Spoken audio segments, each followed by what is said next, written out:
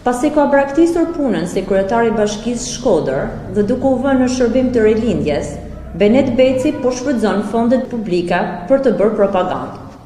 Me që ky menaxher i sukseseve po reklamon me video dhe foto nga makineria e tij propagandës investimet që janë bërë në të kaluaren kur PD ishte në pushtet.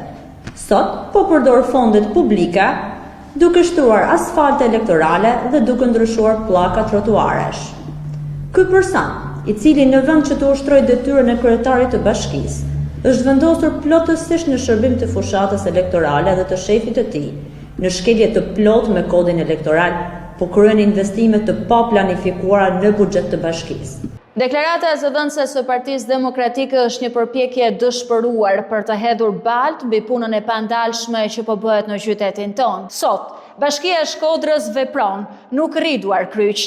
Investimet nuk janë propagandë, por janë një përgjigje ndaj nevojave të qytetarëve. Benet Beci, ndryshe nga paraardhësit e tij, nuk bën propagandë, por punon çdo ditë për Shkodrën. Asfaltimi i rrugëve, sistemimi i trotuareve, si dhe çdo investim tjetër nuk është pjesë e asnjë fushate, por është pjesë e një programi të mirë menduar për zhvillimin e qytetit, i konsultuar dhe i miratuar në Këshillin Bashkiak. Të quash investimet publike të shumë fishuara me mbështetjen e qeverisë dhe punën e bashkisë si propagandë, tregon mungesë respekti ndaj qytetarëve që i shohin dhe i ndjejnë çdo ditë këto ndryshime.